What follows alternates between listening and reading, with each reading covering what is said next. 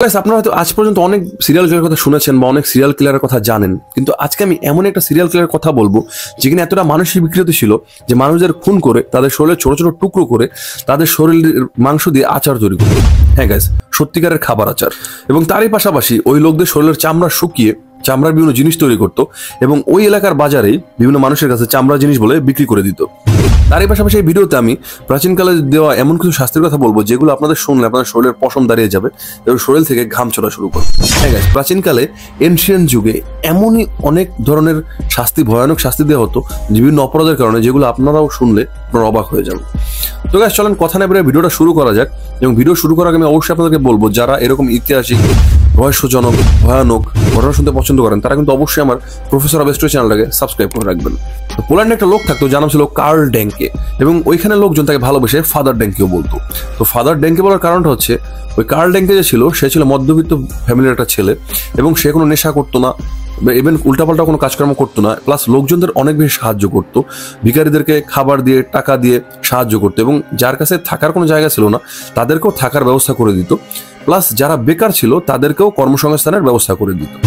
Plus ওই curl ডেঙ্কের Poland শহরে একটি মাংসের দোকান ছিল যেখানে সে হাঁস, মুরগি, গরু, ছাগলের মাংস বিক্রি করতো, প্লাস তারই পাশাপাশি বিভিন্ন চামড়ার তৈরি জিনিস যেরকম বেল্ট, জুতো এগুলো বিক্রি করতো।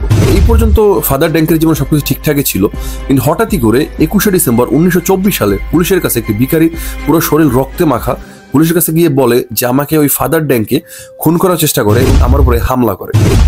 তো তখন এলাকাবাসী তো ওই ফাদার ডেঙ্কেকে অনেক ভালো জানতো, প্লাস পুলিশ অনেক ভালো জানতো। তখন এলাকাবাসী বলতেছিল যে ওই ফাদার ডেঙ্কের কোনো অপরাধ নেই, উল্টা ভিখারিটা ওর মানসিক সমস্যা আছে, সেই কারণে শুধু শুধু ফাদার ডেঙ্কের উপরে অপরাধের দোষ চাপাইতেছে। তো পুলিশের তো কাজ সবকিছু ইনভেস্টিগেট করে দেখা। তো পুলিশ যখন ইনভেস্টিগেট করলো তখন জানতে পারলো যে হ্যাঁ, ওই ফাদার ডেঙ্কের সাথে ভিখারিটার তো এমন কিছু তো হয়েছিল যার কারণে তাদের মধ্যে একটা ঝামেলা লেগে যায়। কিন্তু পুলিশের তখন সন্দেহ হয় যে ছোট এমন কি ঝামেলা হতে পারে যার কারণে ফাদার ডেঙ্কে ওই ভিখারিটার মাথা দুই ভাগ করে ফেলতে চেয়েছিল, ওই ভিখারিটার মাথার উপরে কুড়াল দিয়ে একদম মাথার দুই ভাগ করে ফেলার মতো আক্রমণ করছে। তো তখন পুলিশের ছোটখাটো সন্দেহ তো হয়, সেই কারণে সে ফাদার ডেঙ্কেকে পুলিশ তখন সামান্য কিছুদিনের জন্য শুধু গ্রেপ্তার করে জিজ্ঞাসাবাদ করার জন্য। তো কিছুদিন ফাদার ডেঙ্কেকে জেলে নেওয়ার পরে তার কাছে কিছু জিজ্ঞাসাবাদ করে কিছুদিন পরে আবার ফাদার ডেঙ্কেকে পুলিশ ছেড়ে দেয় এবং তাকে ওয়ার্নিং দিয়ে দেয় যে নেক্সট টাইম যেন এরকম কোনো অপরাধ সে না করে। তো ফাদার ডেঙ্কে তখন বুঝতে পারে যে আসলে আমার তো বোল যে কোনো সময় খুলে যেতে পারে, আমার যে অপরাধ করছে এগুলো আমার যে কোনো সময় ফাঁস হয়ে যেতে পারে। তো তখন সে সেই ভয়ে, চিন্তায় সে নিজেকে নিজে শেষ করে ফেলে, সে আত্মহত্যা করে নেয়। তো সে আত্মহত্যা করার পরে পুলিশ যখন তার বাসা তল্লাশি নিতে যায় তখন তারা যে জিনিসটা দেখতে পায় সেটা দেখে পুলিশের চোখ কপালে উঠে যায় এবং তাদের শরীর থেকে ঘাম ছুটতে শুরু করে। তো পুলিশ ওই বাসা তল্লাশি নেওয়ার সময় বুঝতে পারে যে রিসেন্টলি 2-3 বছর থেকে যেই লোকগুলো ওই শহর থেকে গায়েব হচ্ছিল সেগুলোর পিছে সব ফাদার ডেঙ্কেরই হাত ছিল। তার বাসা যখন তল্লাশিতে পুলিশ যায় তখন দেখে যে তার বাসা পুরো মাংসের দোকান হয়ে রয়েছে, তার বাসা পুরো মাংস দিয়ে ভরা, প্লাস সেই মাংস কাটার জন্য বড় বড় মেশিন, আচার বানানোর জন্য বিভিন্ন জার, প্লাস হচ্ছে গিয়ে দেখে যে একটা বাথটাবের মধ্যে পুরো রক্ত দিয়ে ভরা এবং একটা রুমের মধ্যে পুরো মাংস দিয়ে ভরা এবং সেগুলো আস্তে আস্তে গলতে পচতে শুরু করছে। তো ওই পুলিশ যখন ওই মাংসগুলো টেস্ট করায় তখন তারা জানতে পারে যে এগুলো কোনো হাঁস, মুরগি, গরু, ছাগলের মাংস না, ইভেন ওই রিসেন্টলি 2-3 ইয়ারে যেই 30-40 জন লোক ওই এলাকা থেকে গায়েব হয়েছে তাদের শরীরের মাংস। প্লাস তারই পাশাপাশি তার রুমে 260টার বেশি হাড্ডি এবং 300-এর বেশি মানুষের দাঁত সেখান থেকে পায়। এবং সব থেকে যে ভয়ানক কথা সেটা হচ্ছে তারা সেখানে মানুষের শরীরের মাংস দিয়ে বানানো 5-6 জার আচার পাওয়া যায়। এখন সেই আচার নিজে খেত নাকি বাজারে বিক্রি করতো এগুলো তো পুলিশ জানতে পারে না।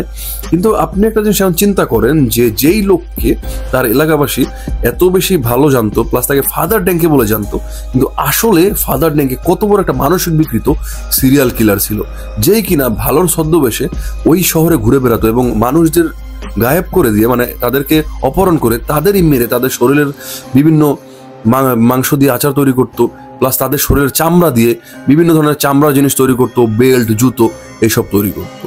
তো আসলে আমরা এইসব ঘটনা জানার পরে এইটাই বুঝতে পারি যে আসলে আমাদের চারপাশে কতটা ধরনের মানসিক বিকৃত লোকজন বসবাস করে, প্লাস মানুষের কত ধরনের ফ্যান্টাসি হতে পারে, মানুষের কত ধরনের শখ হতে পারে, মানুষের কত ধরনের ভয়ানক রূপ হতে পারে। তো গাইস, এখন আমি বলবো প্রাচীন যুগে এমন কিছু সাজার কথা, এমন বিভিন্ন পদ্ধতিতে প্রাচীন যুগে মানুষদের বিভিন্ন অপরাধের সাজা দেওয়া হতো যেগুলো শুনলে আপনাদেরও চোখ কপাল উঠে যাবে এবং শরীরের সব পশম দাঁড়িয়ে যাবে। তো আপনারা চিন্তা করেন তো যে আপনাদের 2 পায়ের মাঝখান থেকে করাত দিয়ে ভাগ করে ফেলা হলো, আই মিন 2 পা একদম আলাদা করে দেওয়া হলো, তখন আপনাদের কি হবে? আপনারা তো বলবেন যে তখন তো মানুষটা অনেক বেশি রক্তক্ষরণের মাধ্যমে ইমিডিয়েটলি মারা যাবে। না গাইস, এবং সেই সেম কাজটাই যদি মানুষকে উল্টো ঝুলিয়ে আই মিন পা উপরে দিয়ে মাথা নিচু করে কাজটা করা হয়, তখন কিন্তু লোকটা সাথে সাথে মারা যাবে না, কারণ তখনও কিন্তু তার ব্রেনে রক্ত পৌঁছাচ্ছে এবং সেই কারণে সে সাথে সাথে কিন্তু মারা যাবে না। এবং এই সেম কারণে তখন কিন্তু ওই পানিশমেন্টটা আরো বেশি যন্ত্রণাদায়ক এবং ভয়ানক হয়ে যায়। তো এমনই শাস্তি প্রাচীন যুগে দেওয়া হতো এবং সেই শাস্তির নাম হচ্ছে ডেথ অফ সোয়িং।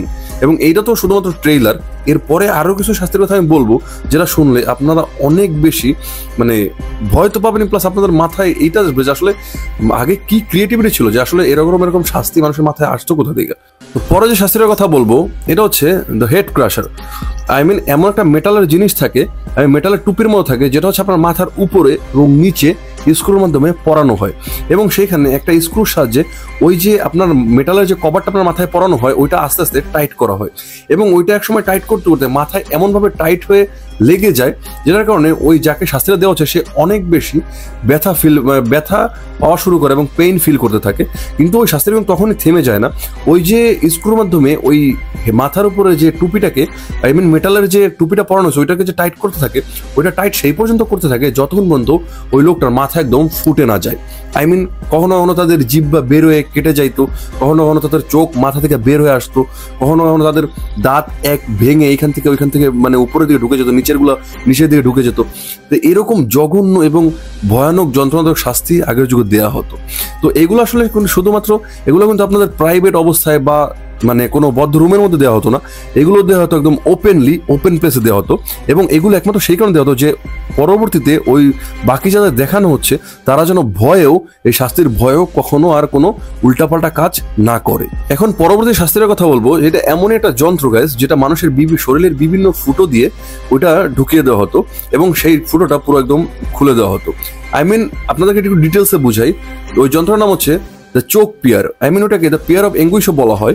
তো ওইটা এমন একটা যন্ত্র যেটা হচ্ছে গিয়ে 1626 সালে ফ্রান্সের একটা চোর একটা বাসায় চুরি করতে ঢুকে এবং সেখানে চুরি করতে গিয়ে দেখে সেখানে কিছুই নাই। তো তখন ওই চোরটার অনেক বেশি মাথা গরম হয়ে যায় এবং সে তখন ওই বাসার একটা কাপল ছিল, ওই বাসায় কাপলদের উঠিয়ে বলে যে মালামাল কোথায়। তো তখন ওই কাপলটা যখন জানায় যে বাসায় কোনো টাকা পয়সা বা অন্য কোনো মালামাল নেই, তখন ওই চোরটার মাথা আরো অনেক বেশি গরম হয়ে যায়। তখনই সে তার নিজের পকেট থেকে বের করা নিজেরই তৈরিকৃত দ্য চোক পিয়ারের যন্ত্রটা বের করে এবং সেটা ওই কাপল দুইজনের মুখে ঢুকিয়ে দেয় এবং সেই চোখ পিয়ারের যে যন্ত্রটা ছিল সেটা খুলে দেয় এবং সেটা খুলে দেওয়া মাত্রই কি হয়েছে আপনারা তো বুঝতেই পারতেছেন, তাদের একদম মানে মাথা খুলে যায়। আই মিন একদম মানে বুঝতেই পারতেছেন। তো এইটা পরবর্তীতে ফ্রান্সেরই মানে যারা অপকর্ম করতো বা যারা উল্টাপাল্টা কাজ করতো তাদেরকেই শাস্তি দেওয়ার কাজে পরবর্তীতে এই যন্ত্রটা ব্যবহার করা শুরু হয়। তো গাইস আপনাদের শুনেই মনে হচ্ছে যে আসলে আগের মানুষ মানে তারা কিরকম ক্রিয়েটিভ ভাবে কত যন্ত্রণাদায়ক এবং মানে ভয়ানক শাস্তি দেওয়া হতো, ভয়ানক শাস্তি দিত কোনো কিছু অপরাধ করলে।